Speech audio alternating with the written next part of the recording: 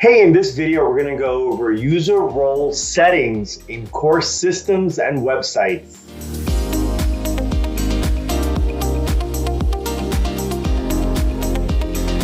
Hey everyone, in this lesson, we're going to go over what are user roles in settings. So user roles are permissions that control the access of features for every user, whether it's a teammate or a student.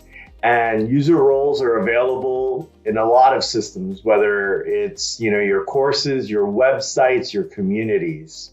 And then roles are really permissions. So think of them as templates where they are specifying what you can do. And it could be creating something, editing something, deleting something, changing something. So there's a whole bunch of permissions, and you group them together into a template, and that is your user role. So, and these user roles can cover a wide scope, like every part of your course. So a helper could be a helper across all your courses or a very specific course. And the same thing goes for customers. So your student could have access to just all the resources within a course, or potentially have access to all your resources across all your courses. So think of those things as scope. How wide are these capabilities? So there are some common roles that are found in most systems. And then, of course, on more advanced systems, you can really configure or create your own roles. So the first one is the account owner. And that's really that's probably you, the teacher, the entrepreneur, the business owner.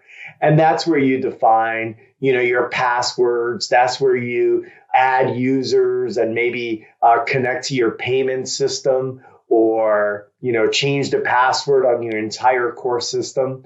So that's the account owner. Next up is the very powerful administrator.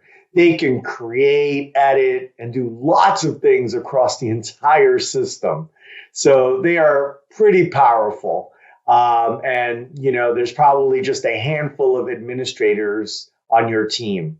Next up is a very popular editor or teacher or author. And they're going to help you assemble content, change the pages, configure chat rooms, create new pages or a post for your teacher website. That's what the editor does. And they can create a lot of content, but they can't just shut down your whole system, right? So they're very powerful, and they can probably access all the different types of content that you offer on your system. And then finally, we have students or customers or clients or coaching students, and they can access whatever it was that's either free or paid that they purchased. And so those are different levels that you'll use. So, and now let's think about security for a second. So user roles do not have security passwords. They're simply a collection of privileges that are assigned to users. Every user has a password, and what the user can do is defined by the user role that they have. And in some systems, you can even have multiple roles. So a person could have a student role, but they can also have a role that says, hey, they're a VIP and they bought the student bundle. So they have access to across multiple courses.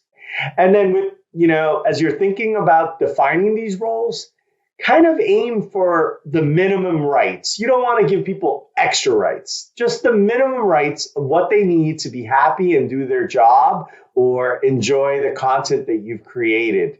You don't want to just go ahead and give the people abilities that could potentially change or modify your system or affect other users. And a good practice to do with user roles is to schedule audits. So you might have it on your calendar once or twice a year. And that's where you'll review the different user roles. What are the user roles? What are the current privileges that each user role has? You might look for outliers like, hey, let's go check out some of the new students that were added and see what are the default roles and capabilities that they have. And you might even create yourself a test student to go in and poke around and make sure that you see just the right stuff, not too little and not too much. And then you'll also want to review changes as your team evolves over time. Maybe your administrator leaves, or your tech helper, or your curriculum designer comes and goes or swaps out. So you want to review that you've turned off the rights for prior users. And even though they still have the role, but that user will be, potentially disabled, or you might just pull out that role from those old users and verify that your new teammates can just carry on those new user roles, and they can have and do everything that the prior role did.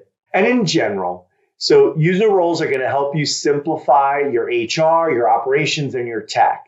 You don't have to have, like, if you have hundreds or thousands of students, you're not clicking on a bunch of permissions and really trying to copy paste and trying to configure. And as your new courses evolve, did you update all your settings? So with user roles, you have a nice collection, let's just say 5 to 10 user roles that you use, and your hundreds of students, customers are using those very simple, well-defined roles. And then you have your team. As you grow, they also use a set of very well-known, predefined roles that let them do their job. Okay, so I hope this has helped you learn what is a user role and think about how you might use user roles in your business, and especially as you grow with users and your team. All right, thank you. See you later.